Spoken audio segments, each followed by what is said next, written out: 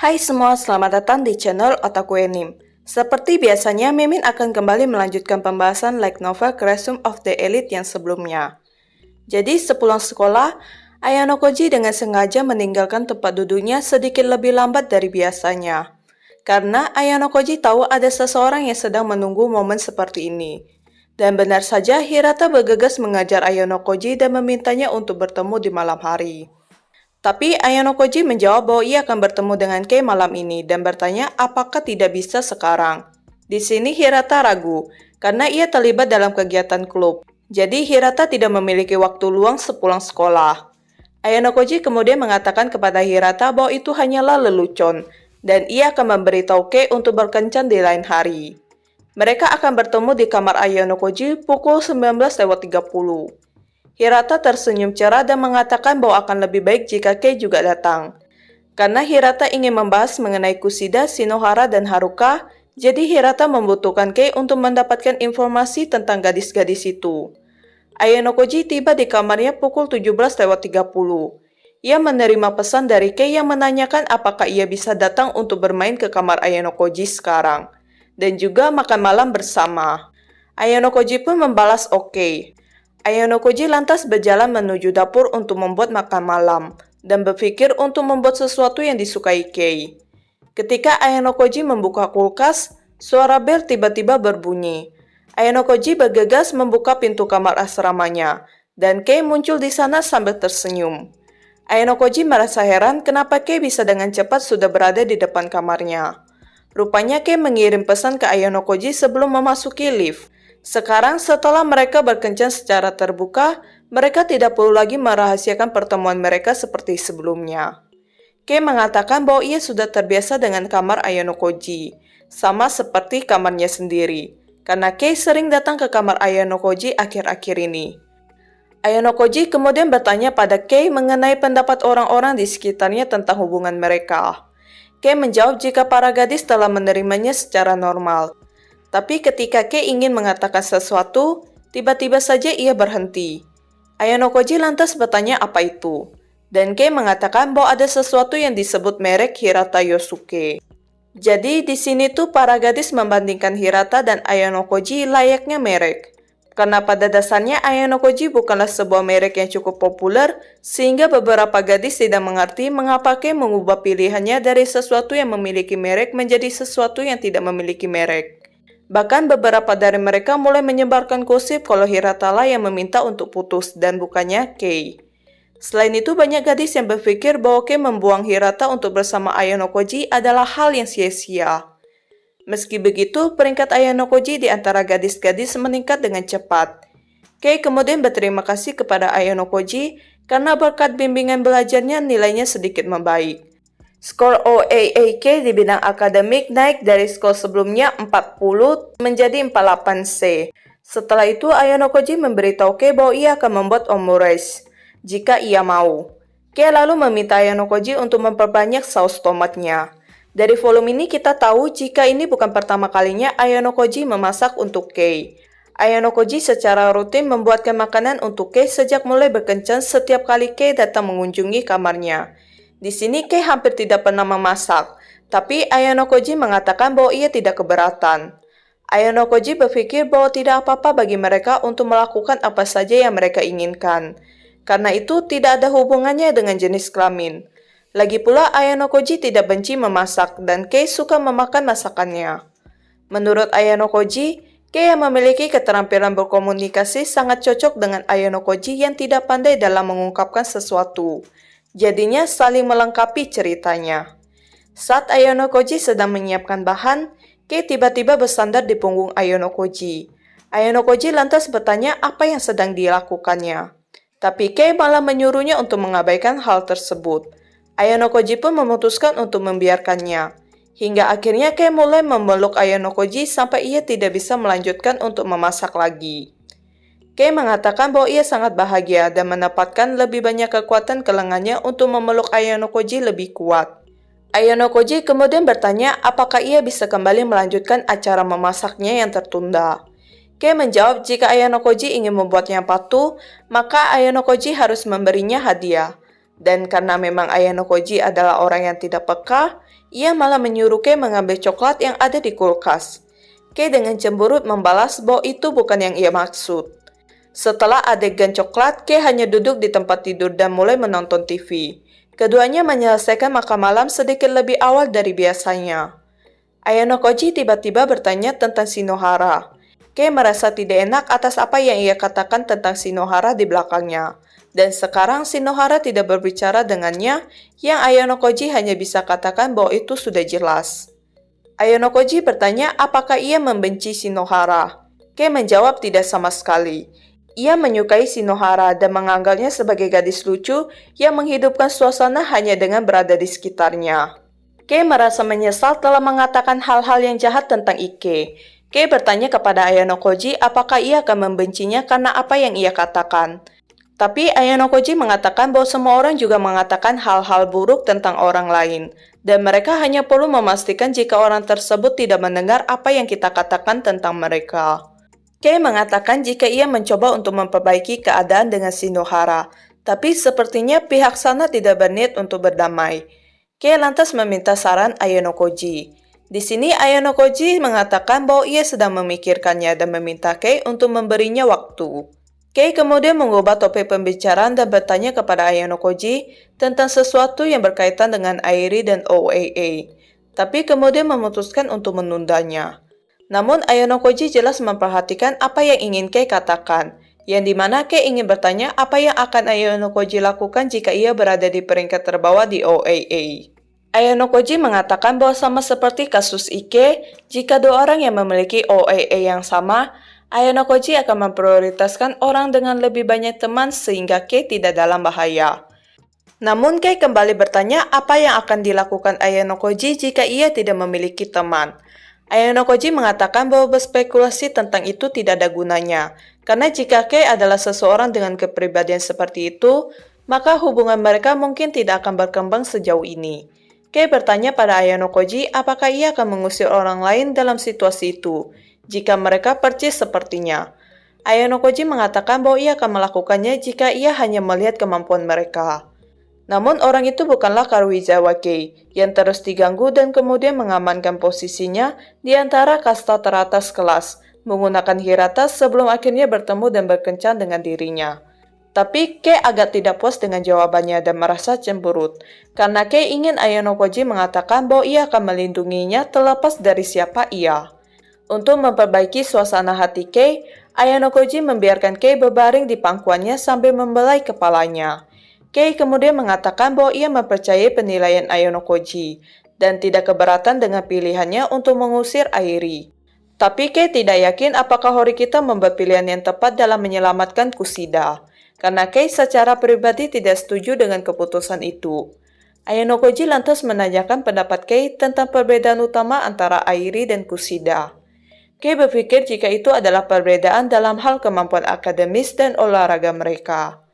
Tapi Ayano Koji menjawab jika hal-hal seperti itu hanyalah sebuah faktor, dan elemen yang paling penting adalah kemungkinan Kushida dapat membangkitkan potensi Horikita yang sebenarnya sebagai seorang pemimpin.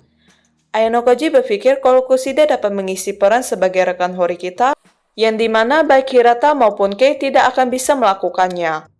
Ayano Koji menganggap perspektif Kushida, proses berpikir dan kemampuan komunikasinya dapat menjadi keterampilan unik yang tidak bisa dimiliki oleh orang lain dan juga diharapkan pada akhirnya dapat menjadi kekuatan bagi Horikita.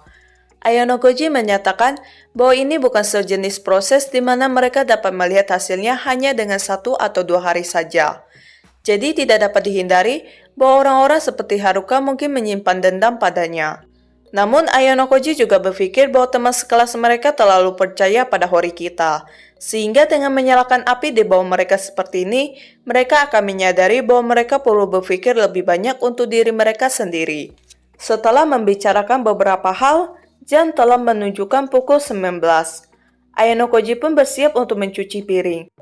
Tapi Kei terus mencoba mengalihkan perhatian Ayano Koji agar mereka bisa menghabiskan lebih banyak waktu bersama sebelum Hirata datang.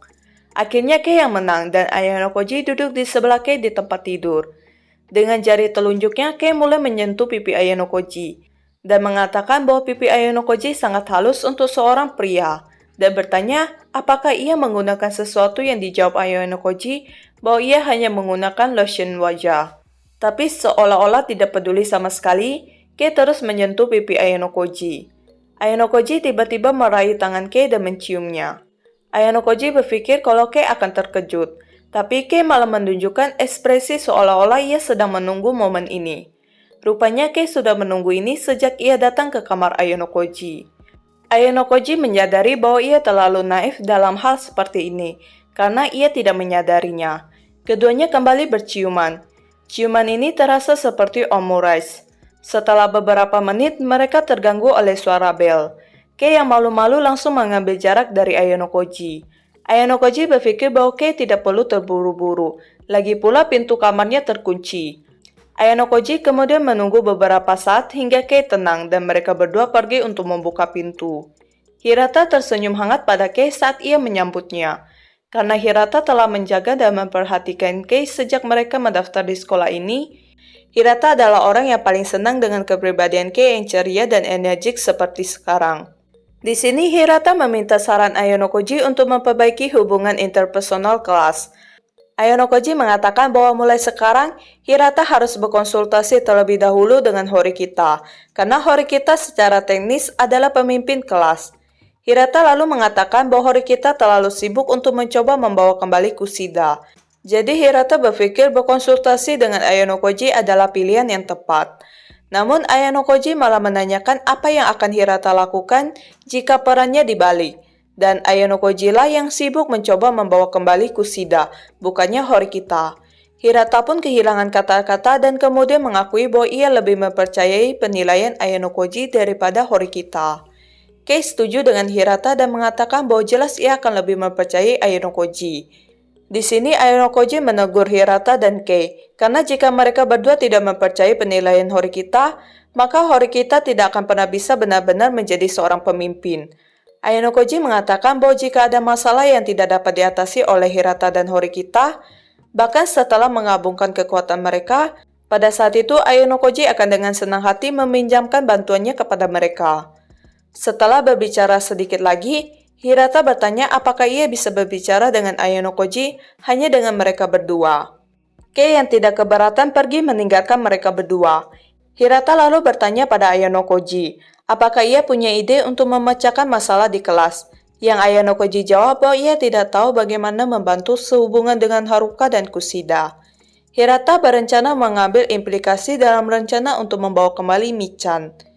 Ketika Hirata dengan penuh semangat bertanya apa rencananya, meskipun sudah ada peringatan dari Ayanokoji. Ayanokoji mengatakan bahwa menerima perasaan Michan akan menyelesaikan segalanya. Hirata mengerutkan kening dan mengatakan bahwa ia tidak ingin menghancurkan perasaan Michan. Namun Ayanokoji mengatakan bahwa Hirata telah melakukan hal yang sama ketika ia berpura-pura berkencan dengan Kei. Karena secara tidak langsung, Hirata telah menolak banyak gadis dengan menjalani hubungan palsu.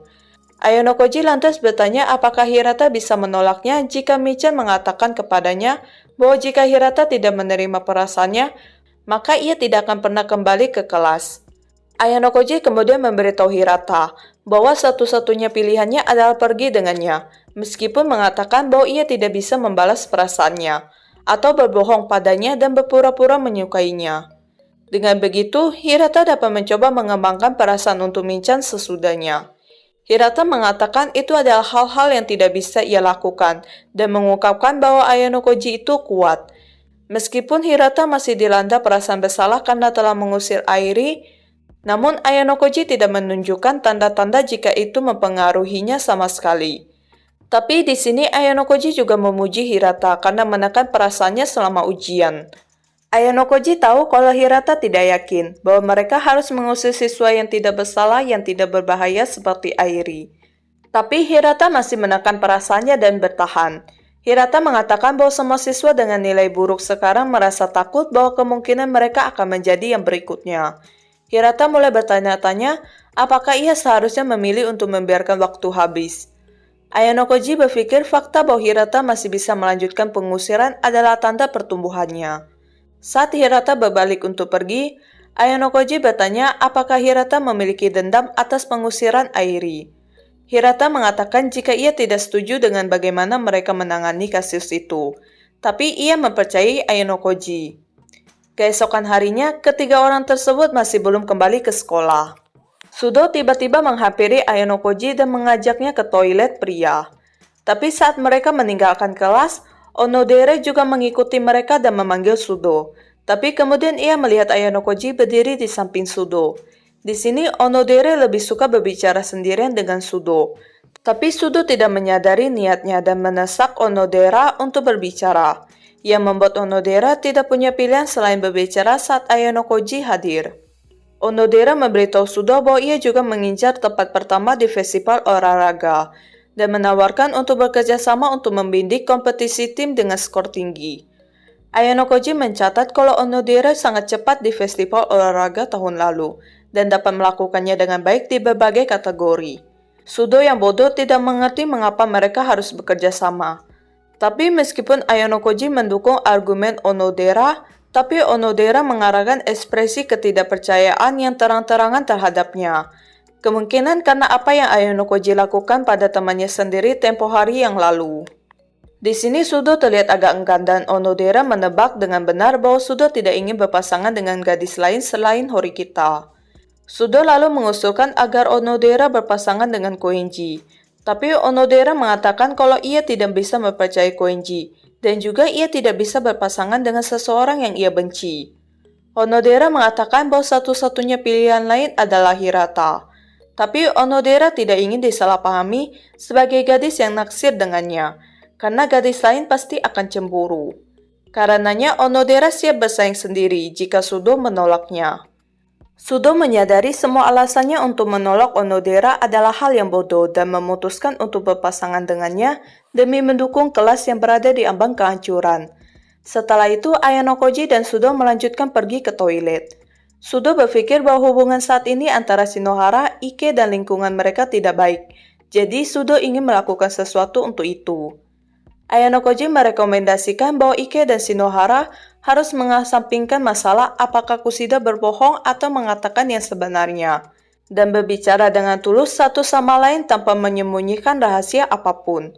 Sudo menganggap itu bisa berbahaya, jadi Ayano Koji merekomendasikan untuk menggunakan orang yang dapat dipercaya dan dapat diandalkan sebagai mediator jika terjadi hal-hal yang tidak diinginkan. Sudo memutuskan untuk meminta bantuan Hirata dan berterima kasih kepada Ayano Koji atas sarannya. Keesokan harinya, Hirata dan Ayano Koji sedang mengamati gimnasium. Ada banyak siswa kelas A yang berlatih bersama untuk meningkatkan level kolektif mereka sebagai kelas, dan beberapa siswa kelas C dan kelas D juga berlatih. Namun, tidak ada satupun dari kelas Horikita. Ayano Koji memberitahu Hirata tentang Sudo dan Onodera yang bekerja sama, yang membuat Hirata sedikit rileks karena itu adalah satu-satunya kabar baik yang ia dengar sepanjang minggu ini. Hirata bertanya apakah Ayano Koji yang bertanggung jawab atas permintaan Sudo untuk bertemu dengannya hari itu juga. Di sini Ayano Koji mengatakan tidak, dan menjawab bahwa ini adalah hasil pemikiran Sudo untuk dirinya sendiri. Ayano Koji juga memberitahu Hirata bahwa ia akan menangani kasus Michan. Kushida, Haruka, dan Michan telah absen dari sekolah selama 5 hari penuh. Meski begitu, Horikita masih harus mempersiapkan pertemuan kelas dan melakukan penyelidikan untuk festival olahraga, sambil juga menangani pekerjaannya sebagai anggota OSIS. Tekanan dari segala sesuatu mulai membanjiri dirinya. Ada beberapa kali ketika Horikita berpikir untuk meminta bantuan Ayano Koji. Tapi Horikita akhirnya memutuskan karena ini adalah sesuatu yang ia mulai sendiri, maka ia juga harus menyelesaikannya dengan kekuatannya sendiri. Ketika Chapashira Sensei meninggalkan kelas, Horikita bergegas mengikutinya dan bertanya tentang bagaimana sekolah menilai situasi ini. Chapashira Sensei meyakinkan Horikita kalau Kushida dan Michan adalah siswa yang teladan, jadi sekolah akan memperlakukan ketidakhadiran mereka dengan lunak. Selain itu, Haruka juga tidak menimbulkan masalah di masa lalu. Memastikan tidak ada orang yang mendengar mereka, Chapashira Sensei memperingati Horikita bahwa mereka akan segera mendekati batas waktu, dan jika ketiga siswa itu terus absen selama minggu depan juga, 100 poin kelas yang diperoleh dengan susah payah akan terbuang sia-sia. Horikita mengucapkan terima kasih atas nasihatnya dan hendak pergi. Tapi Capesira Sensei menghentikannya dan mengatakan jika Horikita masih memiliki hal lain dalam pikirannya, jangan ragu untuk bertanya padanya. Horikita ragu-ragu sejenak sebelum akhirnya bertanya pada Capesira Sensei, apakah ia telah membuat keputusan yang tepat untuk mengeluarkan Airi demi poin kelas.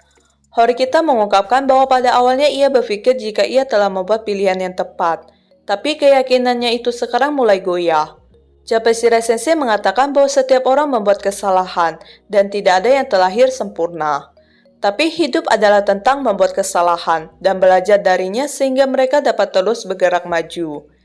Capesira Sensei mengungkapkan bahwa ketika ia mengikuti ujian khusus yang sama dengan mereka, ia tidak dapat menemukan jawaban yang benar.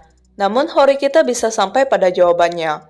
Horikita diakui sebagai pemimpin oleh kelas dan membuat keputusan untuk melindungi Kushida, bahkan jika ia harus mengorbankan orang lain dari kelas. Capesira Sensei mengatakan bahwa tugas Horikita sekarang adalah membuktikan kepada kelas apakah ia membuat keputusan yang tepat atau tidak. Horikita merasa bingung karena sekarang Capesira Sensei telah bertindak layaknya seorang guru. Capesira Sensei lalu meletakkan tangannya di bawah Horikita dan mengatakan untuk jangan takut gagal. Setelah itu Horikita dan Capesira Sensei mulai berbicara tentang kehebatan Ayano Koji. Horikita bertanya kepada Capesira Sensei mengenai apa yang ia maksud di masa lalu, ketika Capesira Sensei mengatakan bahwa Ayano Koji adalah siswa yang paling cacat di kelas. Horikita mengakui bahwa Ayano Koji lebih baik dan lebih rasional daripada ia, sehingga Horikita tidak mengerti mengapa Capesira Sensei mengatakan hal itu tentang Ayano Koji. Namun di sini Capesira Sensei mengatakan bahwa Horikita tidak perlu khawatir tentang setiap hal kecil yang ia katakan sebagai seorang guru. Dan juga Horikita harus mempercayai keyakinannya sendiri yang berasal dari semua waktu yang ia habiskan bersama dengan Ayano Koji. Di lobi asrama, Horikita bertemu dengan Ibuki. Di sini Horikita mencoba untuk tidak terlalu mempedulikannya. Namun Ibuki menyuruh Horikita untuk tidak mengabaikannya. Ibuki terlihat sangat kesal dengan Horikita. Ternyata Horikita mengirimi sebuah pesan ke Ibuki sebelum ujian, yang dimana isinya memberitahu jika Ibuki dikeluarkan karena sesuatu yang sama sekali tidak ada hubungannya dengan Horikita, maka itu berarti Ibuki kalah darinya. Yang akhirnya memancing Ibuki untuk melakukan apapun yang ia bisa untuk tidak diusir. Di sini Ibuki menolak untuk naik lift bersama Horikita, jadi ia membiarkannya naik duluan. Horikita lantas menekan tombol lift menuju lantai di mana kamar Kushida berada. Tapi ketika sudah sampai di tempat tujuan, Horikita tidak beranjak selangkah pun dari tempatnya saat ini dan kembali turun dengan lift. Ibuki yang sibuk dengan ponselnya tidak memperhatikan keadaan di dalam lift. Ibuki pun sedikit terkejut mendapati kehadiran Horikita di sana dan bertanya apa yang ia lakukan. Horikita kemudian membuat sebuah penawaran dengan Ibuki. Jika Ibuki berhasil mengeluarkan Kushida dari kamarnya dan membuatnya masuk sekolah, Horikita bersedia bertanding melawannya di satu perlombaan saat festival olahraga nanti. Ibuki juga bebas menentukan jenis perlombaan apa yang akan ditandingkan. Tapi Ibuki mengatakan kalau satu perlombaan saja tidak cukup dan meminta Horikita untuk bertanding dengannya dalam 3 perlombaan. Horikita pun menyetujuinya. Meskipun Horikita telah memberitahu Ibuki mengenai masalah Kushida, tapi Ibuki tidak terkejut sama sekali. Karena Ibuki tidak percaya pada orang baik seperti Kushida, Hirata maupun Ichinose. Ibuki lantas berteriak di depan pintu kamar Kushida dan mengatakan kalau ia sakit perut dan ingin meminjam toiletnya. Tapi tidak ada pergerakan apapun dari dalam. Tidak menyerah, Ibuki kemudian memprovokasi Kushida dengan informasi yang baru saja ia terima dari Horikita sambil menendang pintunya. Tak lama kemudian Kushida muncul dan meminta Ibuki untuk berhenti mengganggunya. Di sini Horikita terkejut kalau Kushida benar-benar menanggapi perkataan Ibuki. Horikita lalu meminta Kushida untuk membiarkan mereka masuk. Di sini Kushida hanya pasrah. Lagi pula sekarang ia tidak bisa melarikan diri karena pintu kamarnya telah ditahan oleh kaki Ibuki. Kushida bertanya pada Horikita apa yang ia inginkan dengan mengganggunya terus-menerus. Horikita menjawab bahwa ia ingin membawa Kushida kembali. Kushida kembali bertanya apakah Horikita mengira ia akan kembali ke sekolah setelah semua yang terjadi. Dan juga Horikita telah memberitahu situasinya kepada Ibuki. Horikita mengatakan kalau ia yakin jika Ibuki tidak akan membocorkannya, meskipun Horikita sendiri tidak percaya dengan Ibuki. Setelah perdebatan yang cukup panjang, akhirnya Kusida setuju untuk berkontribusi bagi kelas. Tapi ia tidak akan melakukan itu demi Horikita ataupun teman sekelasnya. Kusida lalu meraih pipi Horikita dan mengatakan bahwa ia merasa kesal karena Horikita terus mengganggunya, dan juga fakta bahwa mereka harus bekerja sama. Di sini Horikita juga melakukan hal yang sama. Oke guys, sekian dulu pembahasan kali ini. Karena banyak yang minta spoiler untuk pembahasan selanjutnya, jadi Mimin akan kasih tahu sedikit. Di pembahasan selanjutnya akan menampilkan kira-kira 3 ilustrasi. Yang pertama adegan Kei dan Michan. Kemudian ada Amasawa yang bertindak layaknya detektif di kamar Ayano Koji. Dan yang terakhir ada ilustrasi Haruka yang masih terpukul akan kepergian Airi. Sekian dari spoilernya, sampai jumpa di pembahasan-pembahasan selanjutnya.